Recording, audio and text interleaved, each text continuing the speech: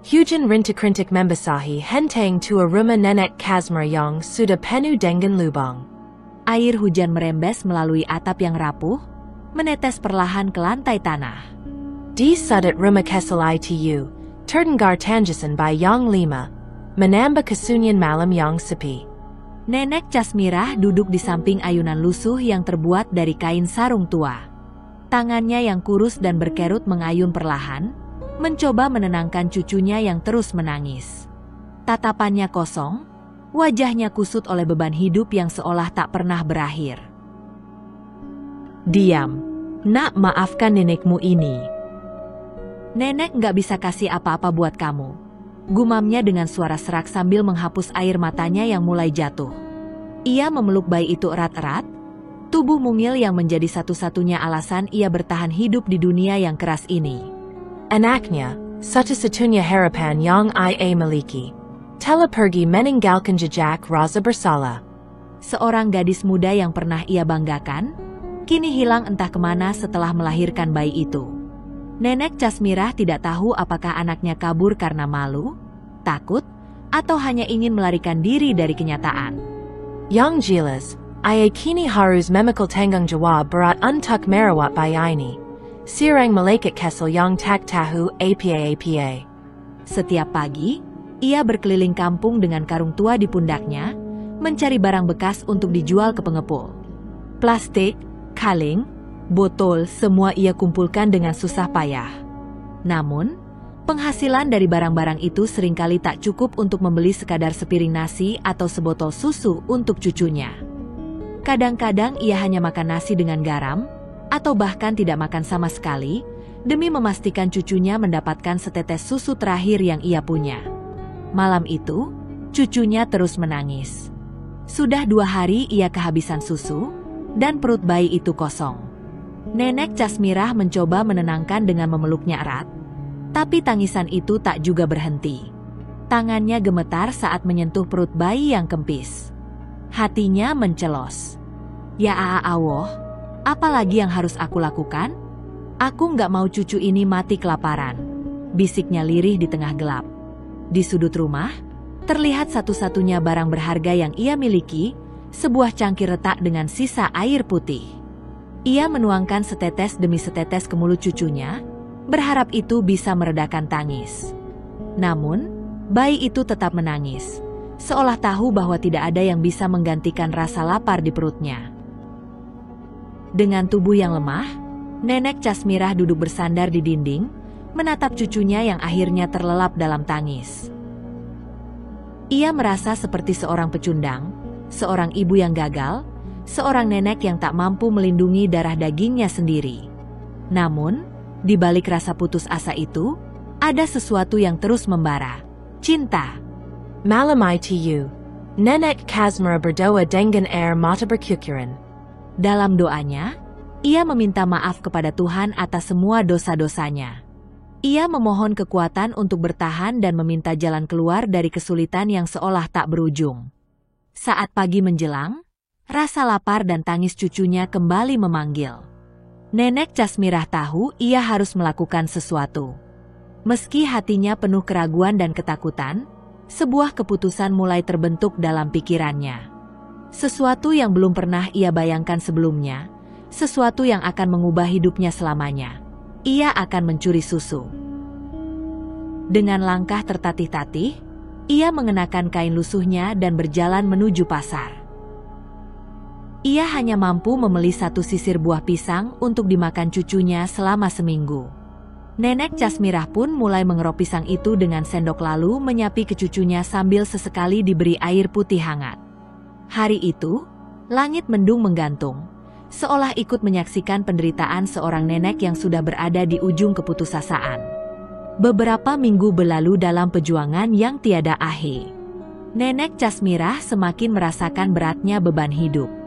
Tubuh cucunya yang dulu sedikit berisi kini semakin kurus, tulang-tulang kecilnya terlihat jelas di balik kulit yang halus namun pucat.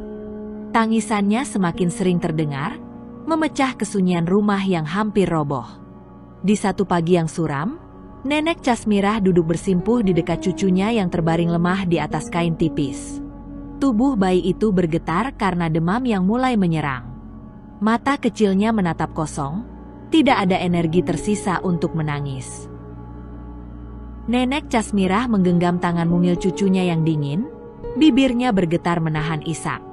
Ya Allah. Apa salah bayi ini? Kenapa dia harus menderita seperti ini?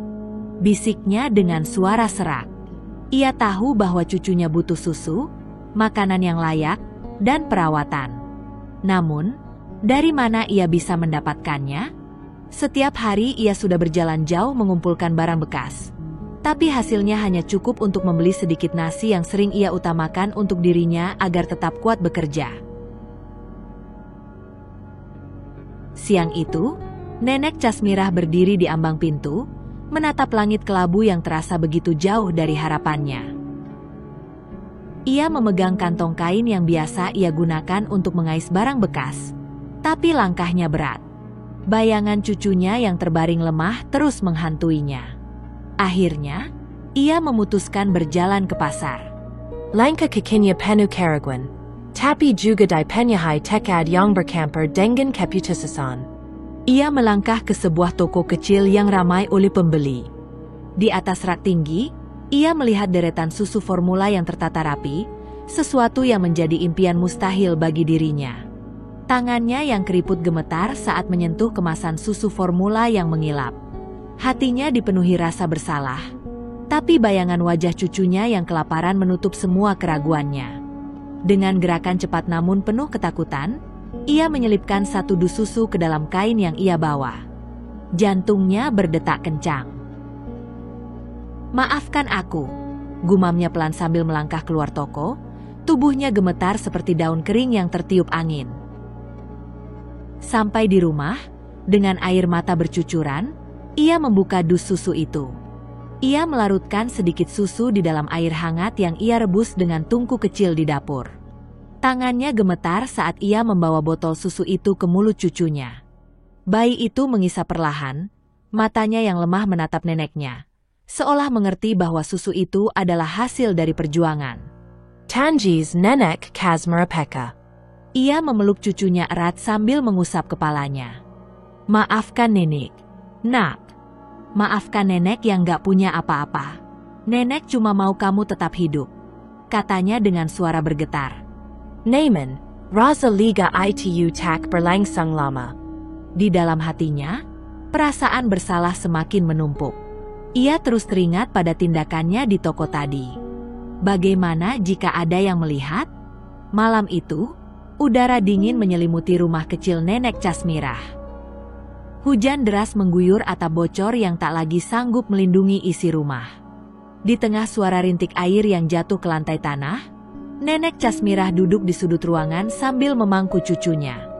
Di depannya, sebuah botol susu tergeletak setelah baru saja diminum habis oleh bayi itu. Cucunya kini tertidur pulas.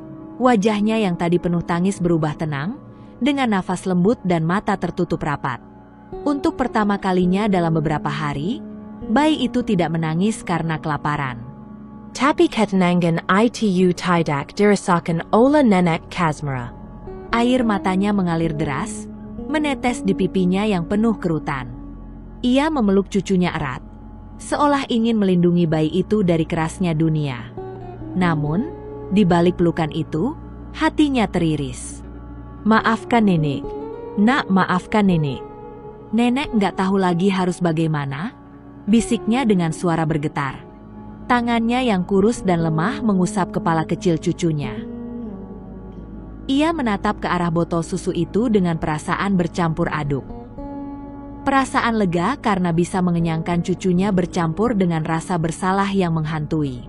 Susu itu, yang kini menjadi penyelamat bagi cucunya, adalah hasil dari dosa yang tak pernah ia bayangkan akan ia lakukan seumur hidup. Nenek Chasmirah menarik nafas panjang, mencoba mengusir kegelisahan yang melilit jiwanya. Namun, semakin ia mencoba, semakin berat rasanya. Dalam hati, ia berbicara kepada Tuhan, seperti seorang anak kecil yang meminta maaf pada orang tuanya. "Ya Allah, aku tahu aku salah. Aku mencuri. Aku melanggar perintahmu. Tapi aku nggak punya pilihan. Ya Allah, aku hanya ingin cucu ini hidup. Aku hanya ingin dia bertahan. Tolong maafkan aku. Tolong jangan hukum aku terlalu keras. Isaknya semakin terdengar di tengah suara hujan. Ia memandang wajah polos cucunya yang tertidur di pangkuannya, dan itu hanya menambah rasa pedih di hatinya. Anak ini tidak bersalah, tidak tahu apa-apa, tapi ia terlahir di dunia yang penuh dengan kesulitan. Bayangan anaknya, ibu dari bayi itu, kembali menghantui pikirannya. Nenek Casmirah mengingat bagaimana anaknya datang dengan perut besar, penuh ketakutan dan rasa malu. Ia melahirkan bayi itu dalam sunyi, tanpa seorang pun mengetahui. Lalu pergi meninggalkan bayi merah yang menangis tanpa henti. Kenapa kamu tega meninggalkan anakmu sendiri? Kenapa aku yang harus menanggung semuanya? Katanya lirih, bukan dalam amarah, tapi dalam kesedihan yang mendalam. Malam itu, Nenek Casmirah tak bisa tidur. Ia hanya duduk di samping cucunya, memandangi wajah kecil itu, sambil terus bergelut dengan rasa bersalah dan harapan. Dalam keheningan, ia berjanji pada dirinya sendiri bahwa ini adalah kali terakhir ia mencuri. Ia tidak ingin dosa ini terus menghantui dirinya. Tetapi ia juga tidak tahu bagaimana cara memenuhi kebutuhan cucunya. Pagi mulai datang, membawa cahaya samar yang menerobos dari celah dinding kayu yang rapuh. Nenek Casmirah berdiri dengan tubuh lemah, menyelimuti cucunya dengan kain lusuh. Dengan langkah berat, ia keluar rumah untuk kembali mencari barang bekas. Tapi dalam hatinya, ia tahu bahwa bayangan dosa dan rasa bersalah atas tindakannya malam itu akan terus menghantui setiap langkahnya. Setiap tetes air hujan yang membasahi tanah serasa menyuarakan penyesalan dan doanya yang tak pernah berhenti. Hari-hari berlalu, dan cucu Nenek Casmirah semakin bergantung pada susu formula. Setiap kali satu dus susu itu habis, tangisan cucunya kembali memenuhi rumah kecil yang sunyi. Seolah-olah dunia tidak memberinya pilihan lain, Nenek Casmirah kembali melakukan hal yang sama, mencuri susu di toko Pak Hasan. Awalnya, ia melakukannya dengan penuh hati-hati, selalu memilih waktu ketika toko sedang ramai agar tindakannya tak terlalu mencolok. Ia menunggu sampai para karyawan sibuk melayani pembeli, lalu dengan tangan gemetar, menyembunyikan kaleng susu di balik kain lusuh yang ia bawa. Setelah itu, ia segera keluar dengan langkah cepat, tanpa menoleh ke belakang. Setiap kali ia membawa pulang susu itu, ia selalu menangis. Tangis yang sama, dengan rasa bersalah yang sama, tapi dengan cinta yang tidak pernah berubah untuk cucunya. Ia tahu apa yang dilakukannya salah, tapi kebutuhan cucunya selalu lebih besar dari rasa takutnya. Di dalam toko kecil yang menjadi sumber penghidupan bagi keluarganya, Pak Hasan berjalan mondar-mandir dengan wajah kusut. Sudah berminggu-minggu ia memperhatikan ada yang tidak beres dengan usahanya. Laporan penjualan menunjukkan angka yang stabil, tetapi stok susu formula terus berkurang tanpa alasan jelas.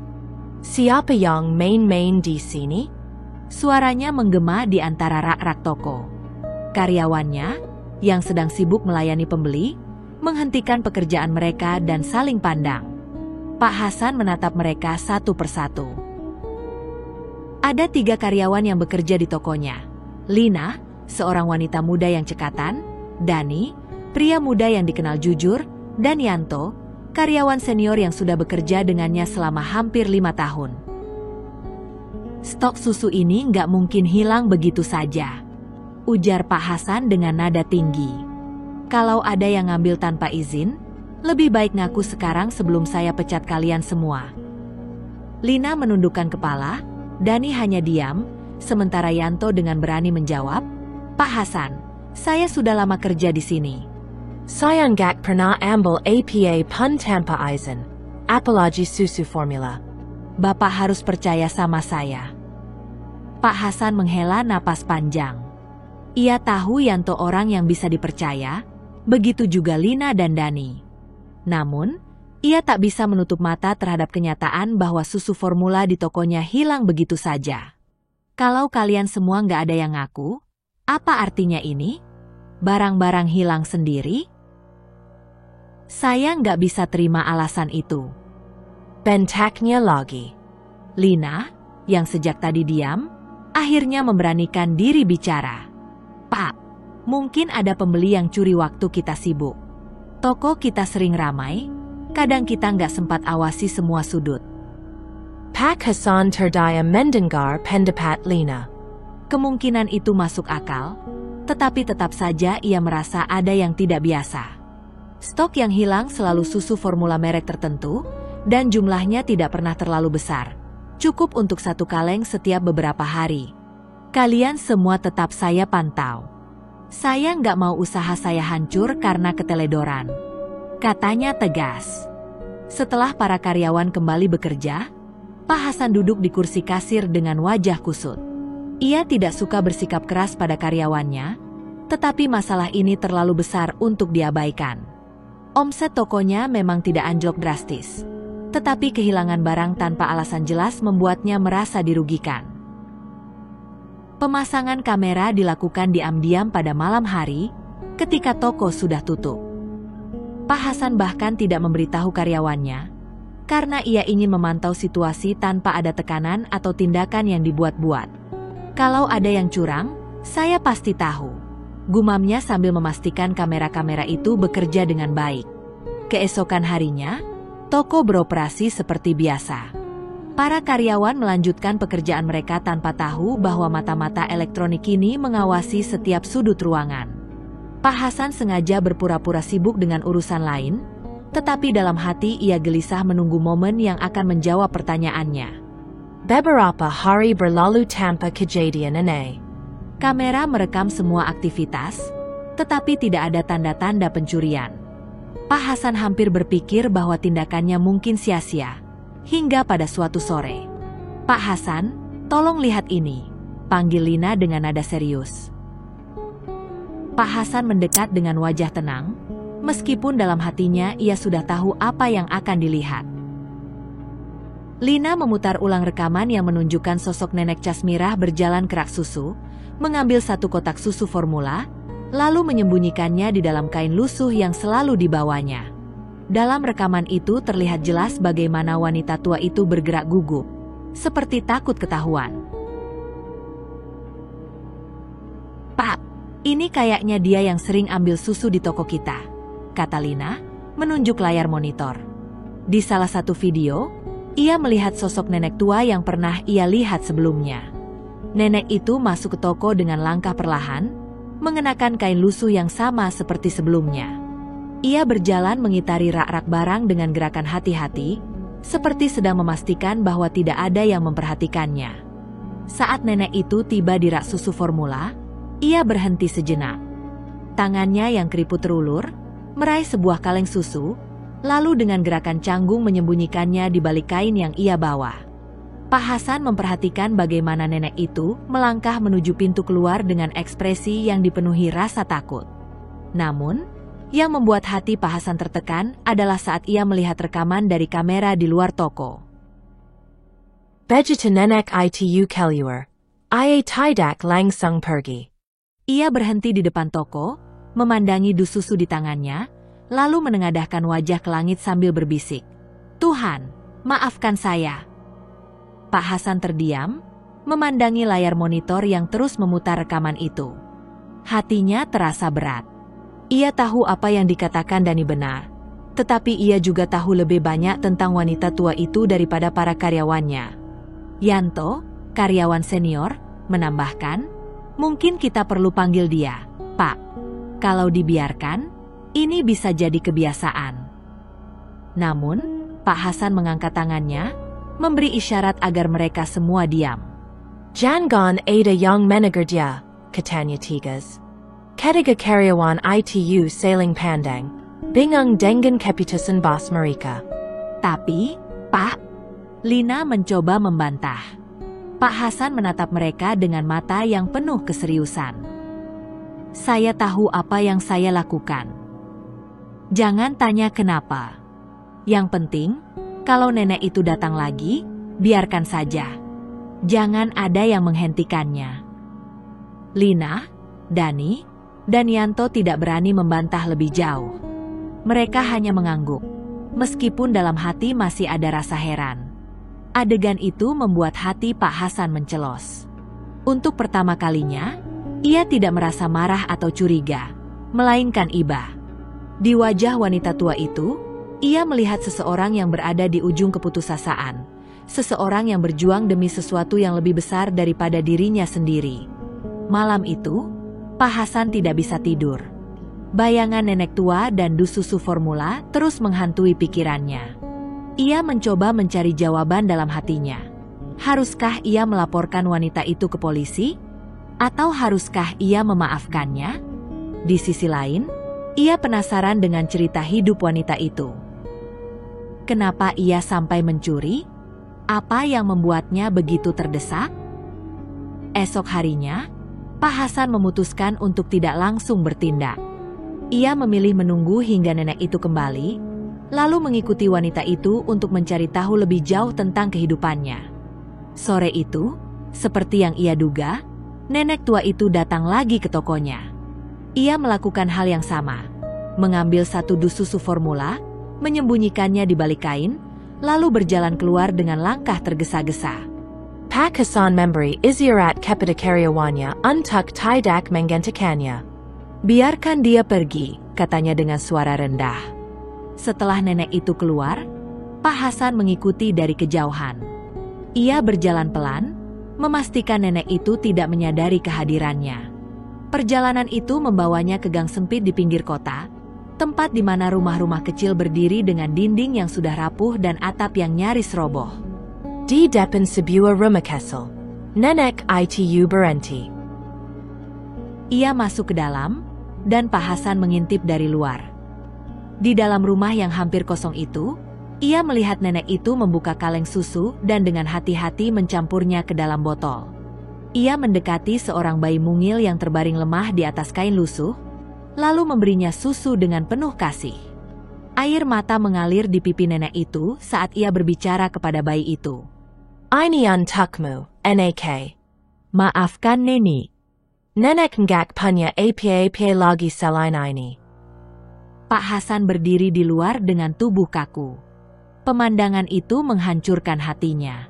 Ia tidak hanya menemukan pelaku pencurian, tetapi juga sebuah cerita tentang cinta, pengorbanan, dan keputusasaan yang jauh melampaui apa yang ia duga. Setelah sampai di toko, Pak Hasan duduk sendirian di kasir, memandangi rak susu yang biasa didatangi nenek Casmirah. Ia tahu keputusan ini mungkin terlihat aneh bagi orang lain, tetapi ia tidak bisa mengabaikan perasaan yang muncul setiap kali melihat rekaman itu. Ia teringat pemandangan di rumah nenek Casmirah, bayi mungil yang kurus dan nenek tua yang menangis sambil memberi susu.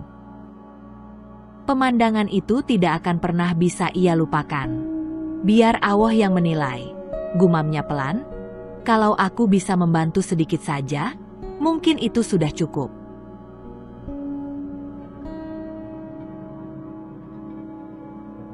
Malam itu, Pak Hasan kembali memeriksa CCTV. Ia memperhatikan rekaman dari beberapa hari terakhir, mencoba memahami lebih jauh kebiasaan nenek Casmirah. Dari rekaman itu, ia melihat pola yang sama. Wanita tua itu selalu datang di waktu-waktu tertentu, mengambil satu kotak susu, lalu pergi dengan langkah tergesa-gesa. Tidak pernah lebih dari satu kotak. Tidak pernah lebih dari apa yang ia butuhkan. Aku harus bicara langsung dengannya, pikir Pak Hasan. Keputusan itu mulai tumbuh dalam dirinya. Ia tidak ingin hanya menjadi saksi bisu dari penderitaan nenek itu. Jika wanita tua itu mencuri karena terpaksa, maka mungkin ia bisa membantu dengan cara yang lebih baik. Hari-hari berikutnya, Pak Hasan tidak lagi hanya menunggu nenek itu datang. Ia mulai memikirkan rencana untuk bertemu dan menawarkan bantuan, tanpa membuatnya merasa terhina. Dalam diam, belas kasih tumbuh di hati Pak Hasan, mengalahkan amarah dan kecurigaan yang sebelumnya sempat ada. Hari itu, Pak Hasan sengaja meluangkan waktu untuk memantau toko dari kejauhan. Seperti yang sudah ia duga, nenek Casmirah kembali muncul. Ia datang dengan langkah perlahan, mengenakan pakaian lusuh yang sama. Pak Hasan mengamati dari balik kaca, memastikan wanita tua itu tidak menyadari kehadirannya. Setelah beberapa menit berkeliling di dalam toko, Nenek Casmirah kembali melakukan hal yang sama. Ia mengambil satu kotak susu formula, menyembunyikannya di balik kain, lalu pergi keluar dengan langkah tergesa-gesa. Pak Hasan segera keluar, menjaga jarak aman, dan mulai mengikutinya. Langkah wanita tua itu lambat, seperti menanggung beban berat di pundaknya. Jalan yang ia tempuh membawa Pak Hasan ke ganggang sempit di pinggiran kota, jauh dari keramaian. Semakin jauh mereka berjalan, semakin jelas terlihat lingkungan yang penuh dengan kemiskinan. Akhirnya, Nenek Casmirah berhenti di depan sebuah rumah kecil yang nyaris roboh. Temboknya retak, atapnya bocor di beberapa tempat, dan halaman depannya dipenuhi sampah yang berserakan. Wanita tua itu masuk ke dalam tanpa menyadari bahwa ia sedang diikuti. Pak Hasan berdiri di luar pintu yang setengah terbuka, mengintip ke dalam. Pemandangan yang ia lihat membuat dadanya sesak. Di dalam rumah itu, tidak ada perabotan mewah, hanya sebuah tikar tipis yang terhampar di lantai. Di sudut ruangan, seorang bayi mungil terbaring di atas kain lusuh. Bayi itu tampak lemah. Tubuhnya kurus dengan kulit yang terlihat transparan. Nenek Casmirah duduk di samping bayi itu, membuka kotak susu formula yang baru ia ambil, dan mulai mencampurnya dengan air hangat.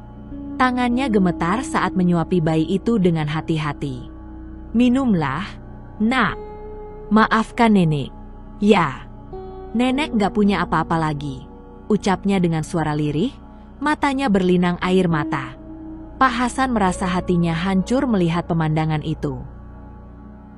Ia mundur beberapa langkah, mencoba mencerna apa yang baru saja ia lihat. Di luar rumah, ia berdiri terpaku, menahan emosi yang bergolak di dadanya. Ia tidak hanya menemukan seorang pencuri, tetapi seorang nenek yang berjuang mati-matian untuk mempertahankan hidup cucunya. Setelah menguatkan diri, Pak Hasan mengetuk pintu rumah yang hampir roboh itu.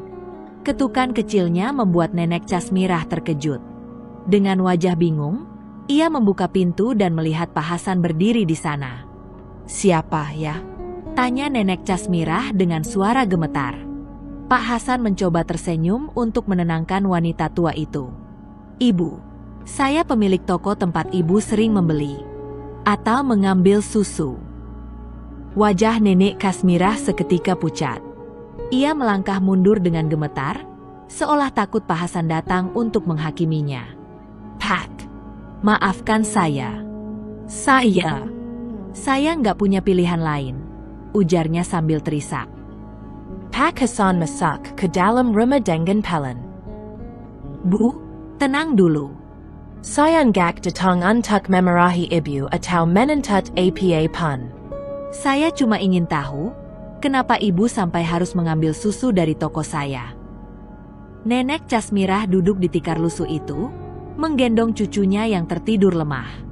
Sambil menangis, ia mulai bercerita. "Pak, anak saya meninggalkan bayi ini begitu saja setelah melahirkan. Dia kabar ente kemana? Nggak pernah kembali. Saya nggak punya siapa-siapa lagi. Suami saya sudah lama meninggal, dan hidup saya cuma bergantung pada mengumpulkan barang bekas."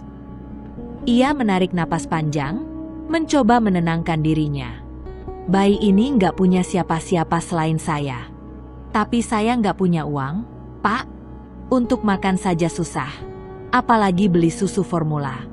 Saya tahu mencuri itu dosa besar, tapi saya nggak bisa biarkan dia kelaparan." Pak Hasan mendengarkan dengan seksama, menahan air mata yang hampir tumpah. Ia melihat tangan nenek itu yang sudah keriput dan tubuhnya yang tampak lemah. "Wanita ini jelas telah melalui begitu banyak penderitaan. Setiap kali saya ambil susu di toko Bapak, saya selalu berdoa agar Tuhan memaafkan saya." "Saya nggak mau mati masuk neraka, Pak. Tapi apa yang harus saya lakukan? Bayi ini terlalu kecil untuk mengerti penderitaan dunia ini." Suara Nenek Casmirah pecah menjadi isakan. Pak Hasan tidak bisa menahan air matanya lagi. Ia duduk di lantai, menatap nenek tua itu dengan penuh rasa iba. Bu, kenapa ibu nggak bilang ke saya dari awal? Kalau saya tahu, saya pasti bantu. Nenek Kasmira hanya menggiling. Orang seperti saya, Pak. Siapa yang peduli? Saya cuma takut diusir, dimarahi, atau dipenjara. Itu yang selalu saya pikirkan. Pak Hasan menghela napas panjang. Ia menatap bayi yang tidur di pangkuan nenek itu, lalu berkata dengan suara yang dipenuhi emosi. Bu, mulai sekarang, ibu nggak perlu lagi mencuri. Saya akan bantu ibu. Saya akan kasih susu formula untuk bayi ini, dan saya akan cari cara agar ibu nggak perlu hidup seperti ini lagi. Nenek Kasmirah menatap Pak Hasan dengan mata yang penuh haru. Bapak serius? Tanyanya dengan suara bergetar. Pak Hasan mengangguk. Iya, Po. Ibu sudah cukup menderita. Mulai sekarang, biarkan saya membantu. Hari itu, Pak Hasan tidak hanya kembali dengan jawaban atas misteri hilangnya susu di tokonya, tetapi juga dengan sebuah keputusan besar. Ia merasa bahwa membantu nenek Kasmirah dan cucunya adalah panggilan hati yang tidak bisa ia abaikan. Setelah mendengar kisah pilu dari nenek Kasmirah, Pak Hasan merasa hatinya dipenuhi oleh perasaan yang tak bisa dijelaskan. Setiap kata yang keluar dari mulut nenek itu menggerakkan hatinya, mengingatkannya akan pentingnya kemanusiaan, belas kasihan, dan pengorbanan. Tanpa pikir panjang, Pak Hasan tahu apa yang harus ia lakukan. Ia menatap nenek Kasmirah dengan mata yang lembut, mencoba menenangkan wanita tua itu yang masih terisak. Bu, mulai sekarang, ibu nggak perlu lagi khawatir soal susu atau makanan untuk cucu ibu. Saya akan bantu. Nenek Kasmirah menatap Pak Hasan dengan bingung, seakan tak percaya dengan apa yang baru saja didengarnya. Bapak benar-benar mau bantu saya? Suaranya penuh keraguan, namun ada harapan yang mulai tumbuh di matanya. Betul, Bu, jawab Pak Hasan dengan tegas. Saya tahu hidup ibu sulit, dan saya nggak bisa hanya diam saja setelah tahu keadaan ibu seperti ini. Ibu bisa bekerja di toko saya. Ada gudang Kessel di belakang yang kosong. Ibu bisa menjaga gudang itu, merapikan barang-barang yang ada di sana. Tentunya saya akan bayar ibu dengan wajar. Nenek Kasmira terdiam. Matanya berkekakaka. Tapi, saya sudah tua, Pak. Saya nggak tahu kalau bisa bekerja seperti itu. Pak Hasan tersenyum lembut. Jangan khawatir, Bu. Ini pekerjaan ringan. Ibu hanya perlu menjaga gudang dan memastikan barang-barang tetap teratur. Itu saja. Dan sebagai tambahan, saya juga akan memberikan susu gratis untuk cucu ibu setiap bulan, untuk memastikan dia tumbuh dengan sehat. Air mata mengalir di wajah nenek Kasmirah. Terima kasih, Pak. Terima kasih banyak. Saya nggak tahu harus bagaimana mengucapkan terima kasih. Saya sudah merasa seperti orang yang tak berguna, tapi sekarang saya merasa ada harapan. Pak Hasan hanya tersenyum, merasa lega bisa membantu. Tidak ada yang perlu ibu terima kasihkan. Saya cuma ingin membantu sebisanya. Sejak hari itu, hidup nenek Kasmirah mulai berubah. Dengan pekerjaan yang diberikan oleh Pak Hasan, ia tidak perlu lagi mencuri susu atau merasa takut akan kekurangan. Setiap pagi, ia pergi ke toko dan bekerja merapikan gudang kecil di belakang toko.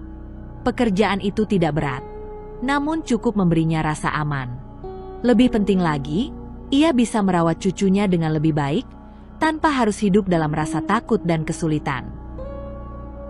Selain itu, susu gratis yang diberikan Pak Hasan setiap bulan menjadi penyelamat bagi bayi itu.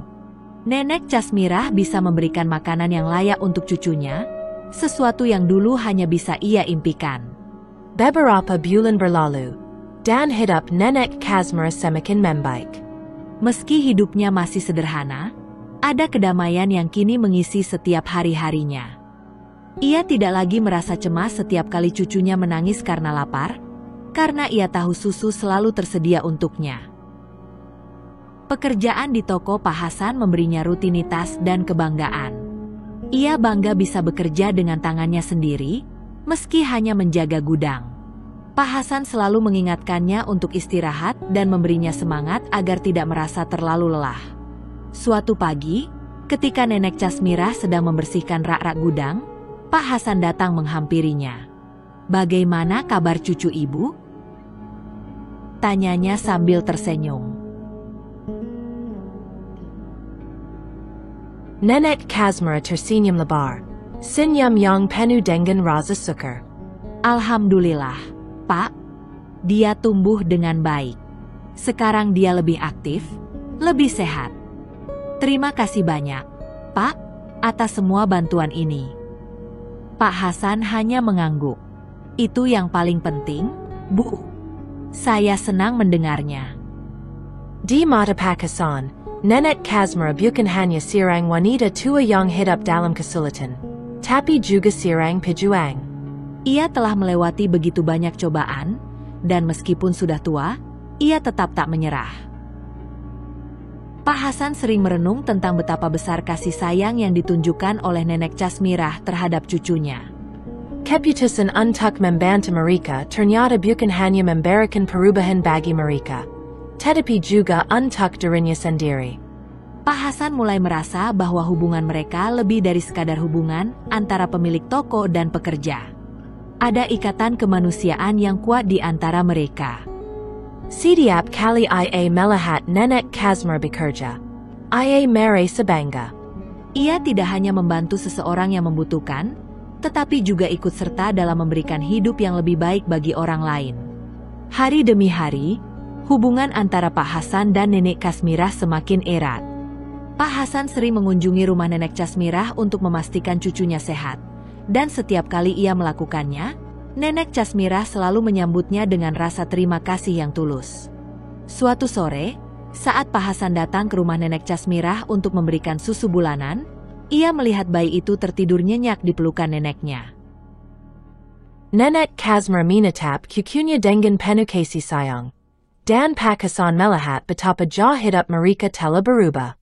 "Aku nggak tahu bagaimana hidupku akan berjalan tanpa bantuanmu, Pak," kata Nenek Casmirah dengan suara pelan, penuh emosi. Pak Hasan tersenyum dan berkata, "Itulah yang kita lakukan sebagai manusia, Bu. Kita saling membantu. Tidak ada yang lebih indah daripada melihat orang lain bahagia." Dengan bantuan Pak Hasan, hidup Nenek Casmirah kini dipenuhi dengan rasa syukur dan kebahagiaan yang sederhana. Ia tidak hanya mendapatkan susu gratis dan pekerjaan yang layak, tetapi juga mendapat kasih sayang dan perhatian yang selama ini ia rindukan. Dalam hati kecilnya, ia tahu bahwa kasih sayang yang diberikan Pak Hasan adalah sesuatu yang tak ternilai harganya, dan ia berjanji untuk menjaga cucunya dengan sepenuh hati, menjalani kehidupan baru yang penuh dengan harapan.